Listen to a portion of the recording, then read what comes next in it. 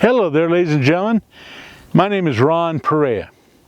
I'm here today because I want to show you firsthand an incident that was kept secret from the United States and the world all the way up to the late 80s, when it was revealed that there was an event here that would have wiped out the town of Albuquerque, a 300-year-old town. But there was only one death. The cow that was in this corral. Stay tuned.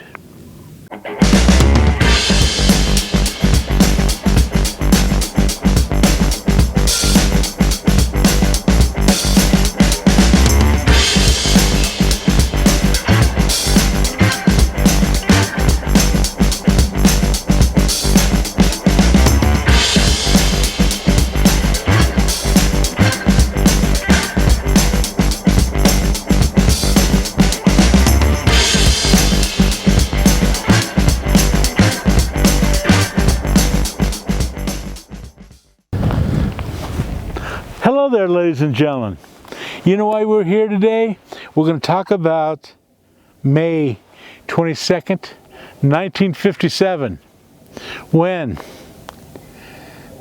an event happened 4.5 miles south of Kirtland Air Force Base, when Briggs Air Force Base, El Paso, launched a B-36 Convair Super Leviathan Air Force bomber to Albuquerque. And it had a special cargo. Ladies and gentlemen, as that B-37 approached Albuquerque closer and closer, finally, Colonel Ronn, the pilot, received the go-ahead for landing. Landing strip 27, he got the approach. So they started their descent from 20,000 feet to 1,700 feet. Then the payload was adjusted. Payload? Did I hear you say payload?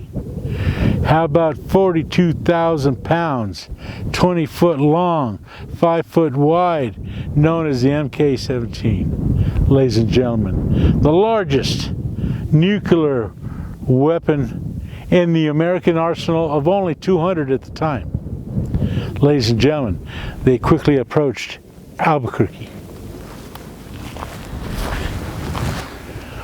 Okay, now ladies and gentlemen, listen closely. The stress on the Stratoforce was loosening as the elevation was now 1,700 for the approach to Kirtland Air Force Base. What happened was Lieutenant Karp, the bombardier, went into the compartment to make the necessary adjustments for landing.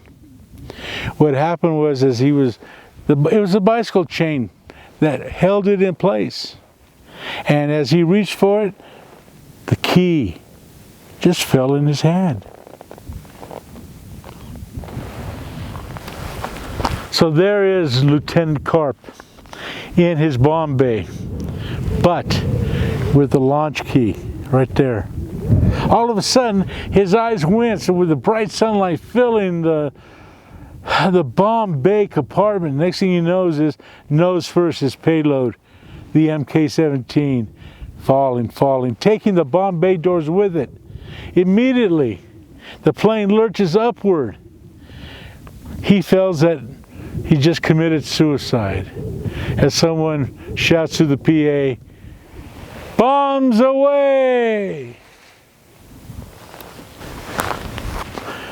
May 22nd, 1957, the B-36 captain, Ronn, thought that he had lost his bombardier, Lieutenant Karp. Boy, was he relieved when he shouted out, and all the other fellow crewmen shouted out, "Oh shit." They were very happy that they did not lose their man. The bomb hit 25 foot wide, 12 foot high crater. This is what it looks like today of sage. Even this dirt, very soft, but this is what exists today. Did you know? Did you know that it was only 8 seconds away from detonating its nuclear fission? Okay, so now there's a big mess to clean up. The B-36 successfully lands at Kirtland Air Force Base. Immediately, they are greeted by the base brass. Every single one from the captain to the lowly Lieutenant Carp, all were ordered, keep your mouth shut. And so they all did until the late 1980s when it all broke out. But on that same day, a nuclear cleanup crew out of the Air Force Base in Utah came in, flew in, fixed it, flew out. Ladies and gentlemen, thank you for tuning in. Again, ladies and gentlemen, thank you very much. Thank you very much for joining us way out here in the middle of Nowhereville. Stay tuned. Please tune in into our webpage because we have so many more vignettes to excite you with. That wraps up another exciting adventure. But before we go, I got to ask you, I got to hopefully request from you that you support us. And the way to do that is simply press that subscribe button down there. Thank you. See you next time with the next exciting adventure. Bye-bye.